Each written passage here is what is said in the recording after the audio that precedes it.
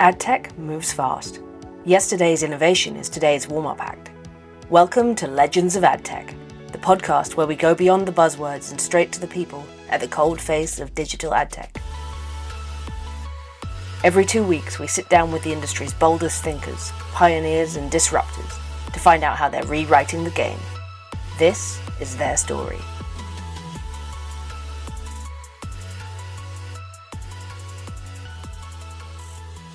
Hello, everybody, and welcome to Legends of Adtech podcast, where, if you hadn't guessed it already, we're chatting to the leading lights of adtech, all of whom you'll actually know and love. I'm your host, Julia Linehan, the CEO and founder of The Digital Voice. And I'm your co-host, Casey Pass. This season, we're sitting down with 6 past winners of the Wire's AdTech Personality of the Year, some of the most inspiring and influential voices in our industry. And today, we are kicking things off with the incredible Emma Newman. Emma is CRO for EMEA at PubMatic, and from Microsoft to AOL to launching HuffPost UK to driving change at PubMatic, Emma's career has been all about bold moves, smart leaderships, and lifting others as she climbs. Oh, and if that's not enough, she's also going to spill the beans on PubMatic's hashtag funded by advertising campaign, making a really powerful case for the value and also the future of ad-supported content. And in this episode, we're going to be digging into Emma's career journey, the mission behind the campaign, and of course, where she sees AdTech going next. But that's enough from us. Welcome, Emma. Good to have you here. Thank you for having me. Thank you for having me. I've never been, I don't think I've been called a legend before. No, that's it. You've got the name now. You are a legend. There's no doubt in my mind or Casey's mind about that.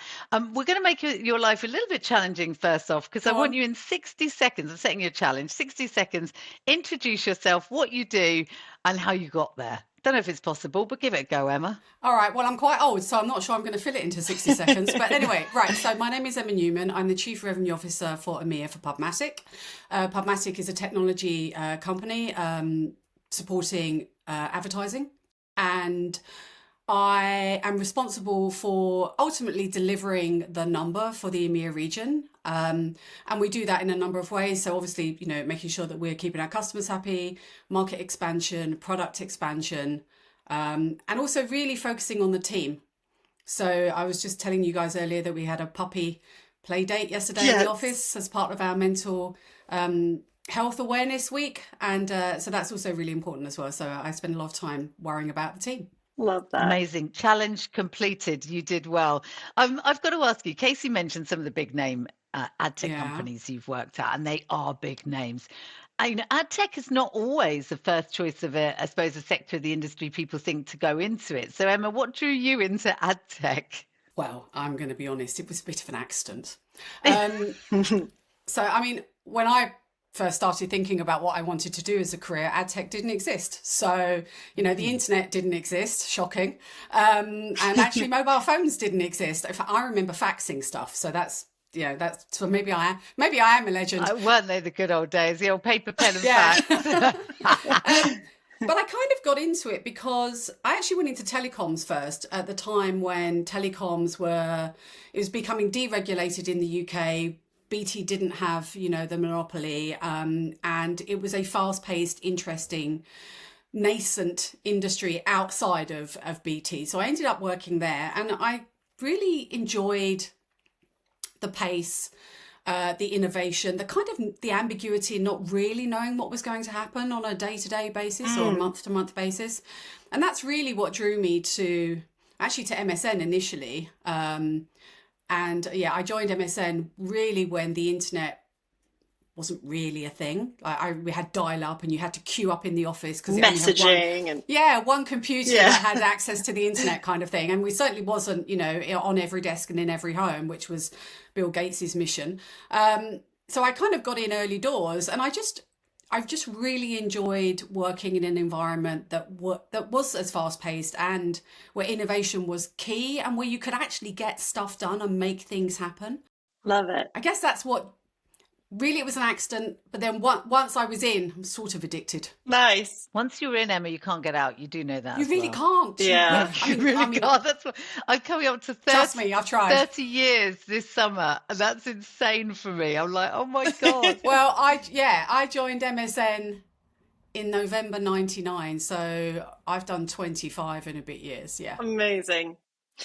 Well, I love hearing talk about like the pace and the buzz and not knowing what's going to come at you the next day, which I think are all things me and Julia equally love as well, coming into work every day. But are there any early moments at MSN or at, working at those telcos early days that set you up for how you lead today, or like any key managers you had that still inspire things that you do now? Yeah, and I think that's really important, actually. So first of all, I just want to make one correction. I wasn't personally responsible for launching the Huffington Post in the UK. I was part of an amazing team that did that. So let's just get that disclaimer out there before I get emails going. I'm sorry, I thought I was part of that team.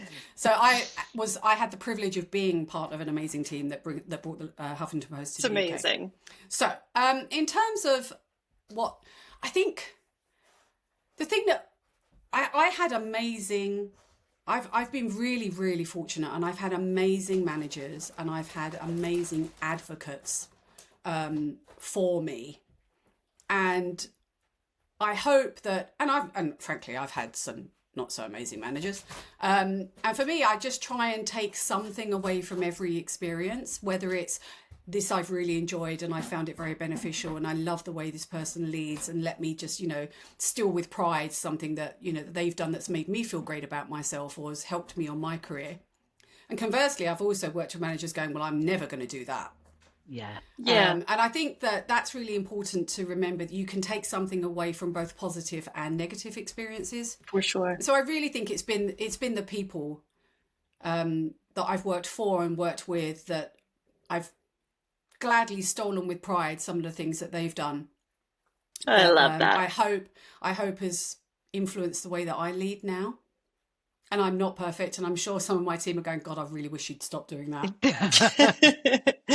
No one's perfect though, are they? And speaking of, you talked about being part of the team on Huffington Post. Yeah. I'm also curious, any big lessons learned there, or like your biggest takeaway from the actual launch? Because that must have just been huge undertaking for all of you guys. Yeah, it was, because it was a very beloved brand in the States, and and we were bringing it over, and we were the first market outside of the States, and so there was a lot of pressure, but it was good pressure. And I think that what it taught me was that I was moving into a space that I had no idea about. I mean, if you think about it now, user generated content and blogs and that kind of stuff, social media, it's very common, but back then it was quite a unique thing to bring to market. So I had to learn about a whole different way of engaging content producers, because these were not necessarily professional writers, and then you had to think about, well, how is an advertiser going to respond to something like that? So I think the biggest thing that I learned was that while something can be really scary, and it was really scary, and we have really tight timelines, we were turning it around really quickly. If you surround yourself with the right people, if you have a 90% their vision, understanding that things will change as you go through the process, and if you've got a passion for what you do, you're probably going to be able to deliver there or thereabouts. Love that. So I've got a question for you, because I'm listening to you and talking about stepping into ad tech, the fact that it was accidental, and helping to launch Huffington Post, and your experience. And I'm going to ask one quick question, which is a yes, no, and then I'm going to ask another question for newcomers. If you had your time again, would you jump into ad tech? Oh, 100%. Yeah, love it. So then my second question, and I was on a podcast this week with James Welch at WPP, and I was saying he was asking me what's a story that's not an obvious story in the press, and I said in Ad Week, a lot of people didn't see this week. There was a story about the number of people coming into our industry and how much it's risen, and there's more money coming into the industry, but wages have flatlined, and the actual increase over 5 years of the people in the PR and advertising industry is 1% increase. In salary or number of people? No, in number of people. The salaries have flatlined. It's like that's another conversation for another day. But only 1% increase. And I'm sort of curious as to how we can encourage newcomers into ad tech. We've been in it a long time. We neither of us regret it. We've both loved it. What are we doing wrong that's not encouraging people into this? And how can we do better? I actually think it also ties into a little bit about the funded by advertising piece that we're going to talk about in a second. And maybe it's partly why I feel really passionate about that. I think there's a couple of things. One, it's not, when people think about advertising, they think about the creative and the TV ads and the big shoots and, and all of that. And by the way, 100% great fun. Loved doing that when I did some of that stuff in a previous life. But they don't think about what makes it work. They don't think about what makes it tick. And I don't think we've done a good enough job yet of going, this stuff over here is amazing, but that's the end product. This doesn't work unless all of this is in place. So this is as important, if not more important, than the end product.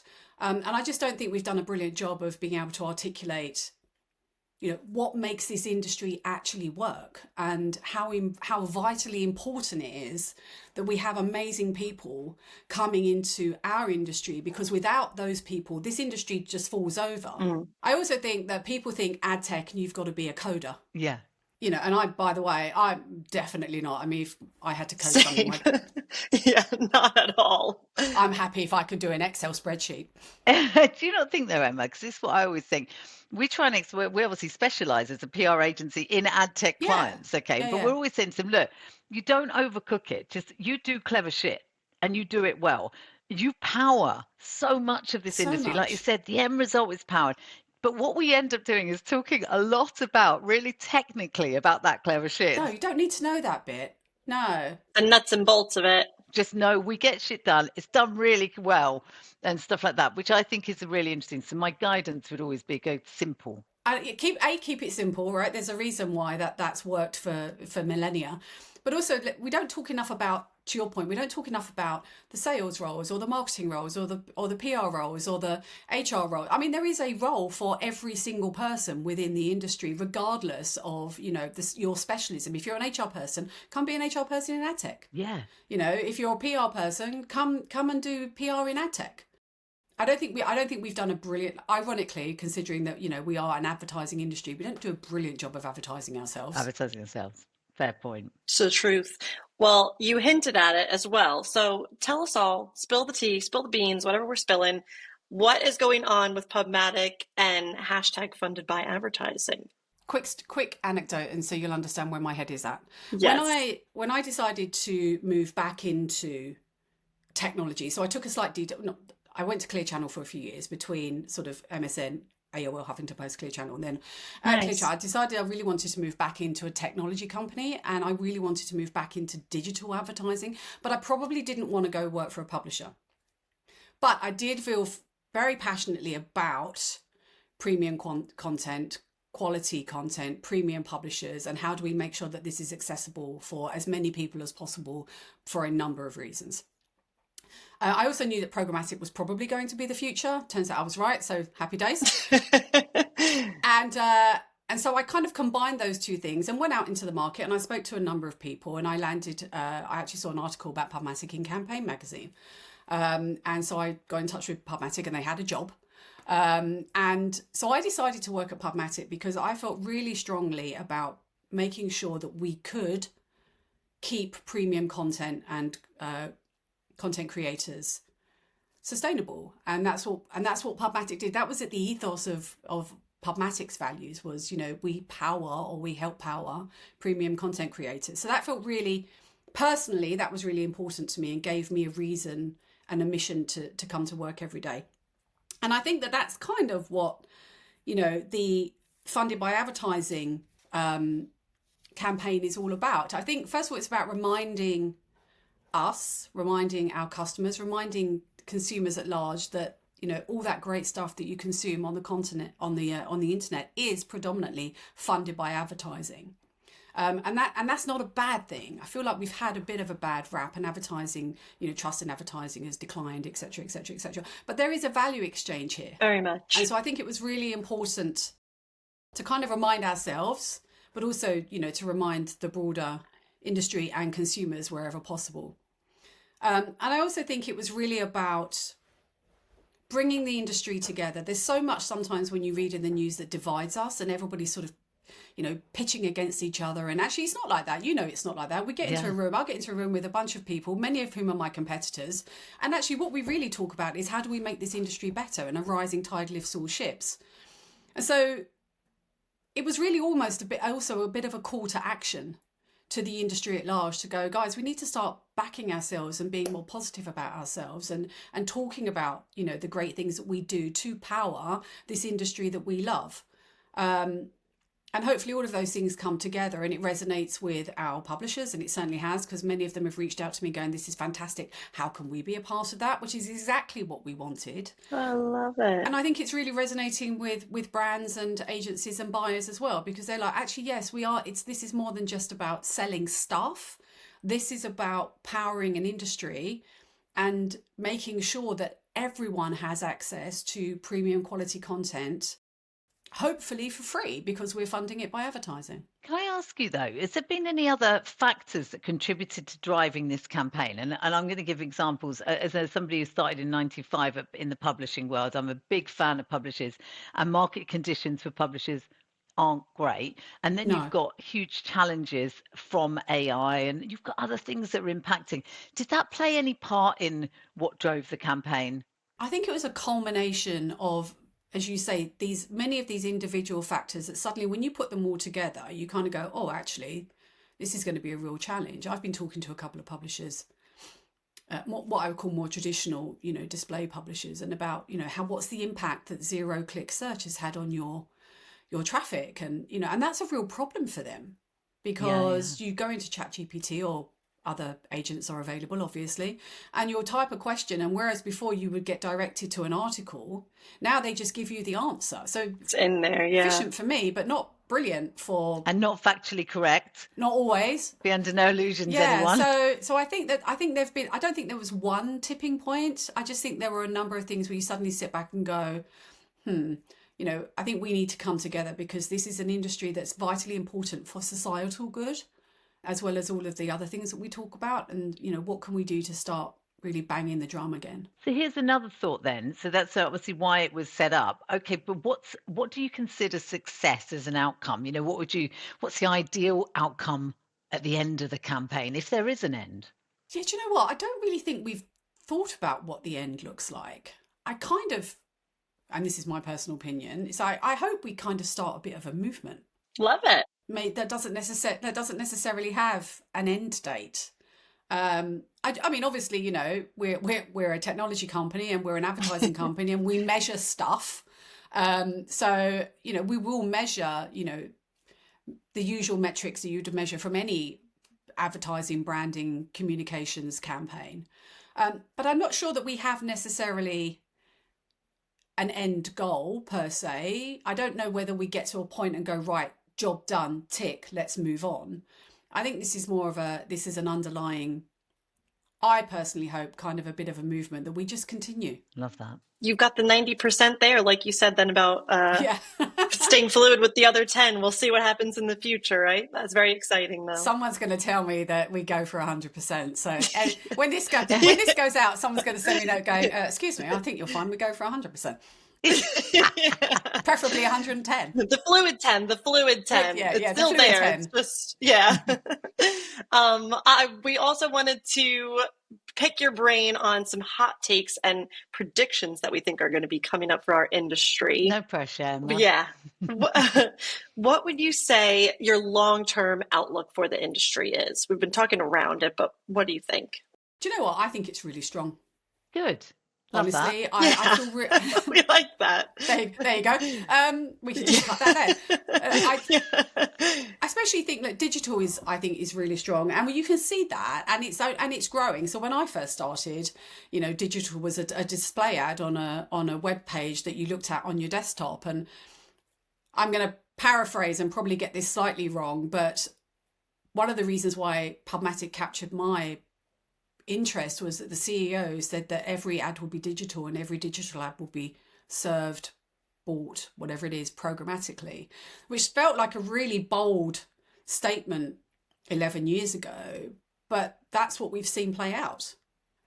digital out of home is now available programmatically. BVOD is now available programmatically. Audio is now available programmatically. And those things, we hadn't even thought about that. I mean, BVOD didn't even exist 11 years ago to any great extent. Maybe the iPlayer was around. But so I think actually the outlook is really strong because we're in an industry that still has a lot of runway to grow. Yeah, that's the truth. Yeah, I'm actually really positive about our industry, and I think if we all get behind funded by advertising, it'll be even stronger. Yes. Hashtag funded by advertising. Hashtag the future looks bright. I love that. There you go. Is there one thing? I mean, you've obviously worked in programmatic. Is there one thing that's going to dominate the programmatic landscape? And I'm also curious because you were at Clear Channel, and I'm loving this. Is now programmatic out of home, which I now call Pro. And I just so that's one. Yeah, just call it Pro. Yeah, instead of digital out of home, do. Yeah. Programmatic out of home, Pro. But is there what, in your opinion, is going to dominate specifically programmatic? I think there's a couple of things, right? I think there's the proliferation of AI, and I don't think that's programmatic specific, but I think that we can't. I mean, it's not a single conversation I have right now, regardless of who it's with, that doesn't touch on what's the impact of AI and how is that going to, change, drive, improve the industry. I think specifically in the short term, AI will transform bidding strategies. I think a lot of that will be done via AI, or AI intelligence will sort of influence how people bid. We've already seen some of the creative optimization. I don't know if you saw that recent trailer for an ad on Channel 4. I think Channel 4 do amazing stuff. So, and they're really creative. And so there was this recent trailer that was AI that I saw that they released just a week or so ago. And I also think AI is going to really help with audience modeling. So I think that from that, though, in the short term, I think that's where AI is going to really have an impact in programmatic. I think industry consolidation is going to continue. We've seen a lot of it. Lots of acquisitions, and also lots of consolidation. I think that buyers and sellers are reevaluating their ad tech stacks and what they need and what they don't need, and are either, partnering or acquiring. Less building, I think, because that requires a certain skill set that, there's a reason that organizations such as PubMatic exist. This is not easy. Yeah. So I think we'll see industry consolidation and more partnerships as well as acquisitions. And I think that we're going to see this continued compression of the supply chain as the industry matures. And I think you talked about it earlier, Julia. Keep it simple. Yeah. When I first joined, it was, brand, agency, maybe agency trading desk, DSP, SSP, publisher. And then suddenly you looked at that Lumascape and you're like, oh my God, okay. And that was a tipping point. And I think that we're starting to see this simplification come back into the industry. And I think it's really been driven by the brands because they don't understand what all this nonsense is. And I think that we are starting to see that again. And SPO really started it with the whole transparency piece that kicked off a few years ago. And it's really just accelerated from that. And we're starting to see a desire to simplify things so that more work in media can get to the publisher. Definitely. I think there's no harm in it being a simplification of the ad tech stack. We're our own worst enemy. We overcomplicate things, and it's time to just think about think about the value that your product offers and simplify that down to that. And I think, we're going to see less of those. As long as you can prove that value, right? People don't mind paying for something that provides value. Yeah, exactly that. Amazing. Well, with all of that action going on and the predictions that you've made there, who would you say are any big front runners in the industry? Who do we think is going to be thriving with everything going on? Well, I mean, obviously PubMatic's going to be amazing. I was going to say, maybe a little biased, but we'll definitely conclude that. I think the reality is, I'm not going to pick on individual organisations. I think that the front runners will be those within the industry who can combine scale and innovation to deliver that value that we were talking about. And if you can do that, and again, I think it comes down to that value, if you can prove the value that you're bringing, then you're in a good place. I love that. Very diplomatic, but a good answer. Is there one prediction because don't we love a prediction in our industry? One prediction that you hope won't happen? Well, funnily enough, when I first saw the questions that you wanted you guys very kindly sent them over. I'd like to say I did a load of prep, but you can probably tell I didn't.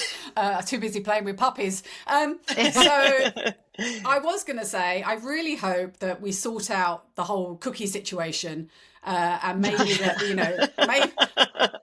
make a decision once and for all. I was really hoping that, this ongoing thing would not go, and it's not.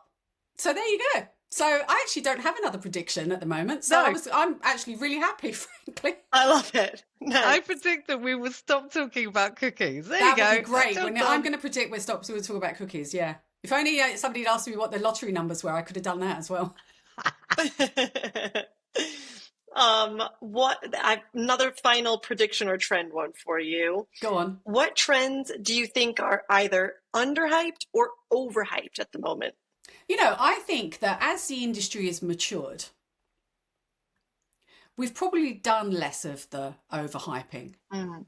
I think most of what I hear being talked about, read being talked about, talk about myself, I think the things that we talk about now are actually based in grounded reality. Yeah. I don't think we're making these huge predictions. I mean, you just realised I couldn't come up with one. So I'm not sure. I think as an industry, because we've matured, this noise of being overhyped, it's kind of died away a little bit. And I think that is a result of the fact that we are maturing and, it's much more established. So It's a nice spot to be. Yeah, I think so. I don't think there's that much overhype going on. And I think if you do, people call you out pretty quickly. 100%. Yeah. They've seen right through it. You've been amazing. But it's not over yet, because you're now going to face my quickfire round, infamous quickfire round. We've got 2 minutes. You've got to answer 5 questions I'm going to give you. Are you ready? No, okay, yes. Brace yourself. Okay. Number 1. Okay, what's the one ad tech concept that still stumps you or has stumped you the most? Closed loop reporting and just general attribution, because I really struggled to figure out at what point. Well, what point does that actually happen? When I joined, it was like No one's figured out attribution. I don't think you're alone. Yeah, exactly. Yeah. Oh, great, good. So I think the whole attribution piece kind of still stumps me a little bit, because I'm a full funnel girl. I love Nice. that. And by the way, this is why we launched AdTech Juice, was because we have made the AdTech so complex. We decided to create a site that was basically like a WTF guide to everything. Yeah. Is where it stems from. Okay, next question. What's the best career advice you've ever received? Network is net worth. Short, simple, to the point. Yeah. And I think women don't value building a network as much as they should. Oh, I don't know. I would say that being part, and obviously having co-founded so many women's groups, it's insane. But I also wish that men would lean in as well. But I think that if you don't lean in, you're making a big mistake. Yeah. And I think that's what I think. Men kind of were great at it. Women weren't, because it didn't really suit our lifestyles, because it either happened on a golf course or in the pub or whatever it was. We've kind of gone a long way to solve that. And now how do we bring the two together? Definitely. I think it should be together. I think this silo thing is not, I've got a son and a daughter. I'm very pro having both together. Yeah. So next question, once one buzzword you want to happily retire forever. Year of the mobile. It's not a word, but No, I want to retire the phrase, we're thrilled to announce. If everybody could just fucking bin that shit. Okay, Emma, what's the most underrated skill in ad tech right now? Authenticity. Love that. A final one in our quickfire round. Who's your ad tech legend? Who would you love to see on Legends of Adtech in the future? Well, I mean, obviously, all of the ad tech personalities of the year, and I can't choose one because then I'll have to pay for the next lunch. So I am going to go actually with an unsung hero, because I think that, back to what I said earlier on, we are keeping the lights on, and there are even, there are people within my organisation and all the other ad tech organisations who don't get to do this stuff and are probably not the faces, but without them, we don't function. So I'm going to call out a lady who is an old friend of mine. Her name is Annabelle Dubman.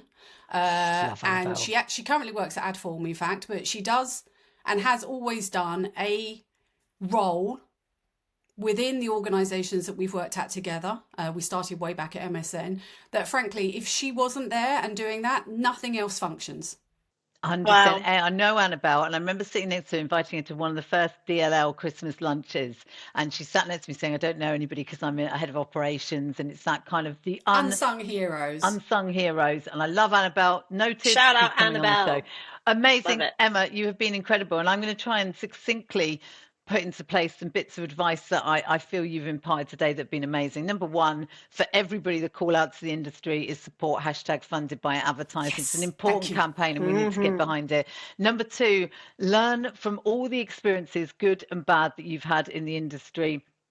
Follow the good, chuck out the bad, and make sure you're an even better leader. Network is net worth. Love that. And above all, I think this ad tech industry is an exciting place to be. The future looks bright, and please encourage people to join this industry. We need new blood, fresh thinking, and I think that's going to help us just grow and build on that for much further. So thank you, Emma, from me. My pleasure. Fantastic.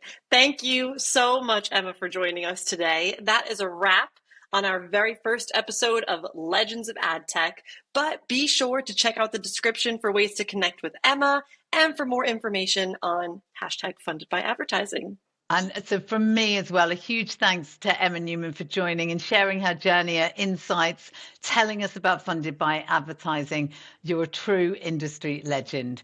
If you're wondering what's just happened or what's happening in ad tech, just head over to our brand new website, adtechjuice.com. It will fix all your jargon busting context and give you a little help in decoding the WTF within our industry. And if you loved today's conversation, please rate, review, share this episode. It helps us keep the ad tech wisdom flowing out to all of you guys. Don't forget to hit that follow button as well so you don't miss any of our legends in our next episodes. Until next time, keep it juicy. Thank you so much again, Emma, for joining us, and we'll see you soon. You've been listening to Legends of Adtech, a podcast by AdTech Juice. New episodes drop every 2 weeks, bringing you closer to the pioneers, disruptors, and game changers shaping the future of digital advertising. Stay connected at adtechjuice.com and be sure to follow us on LinkedIn for even more industry know-how.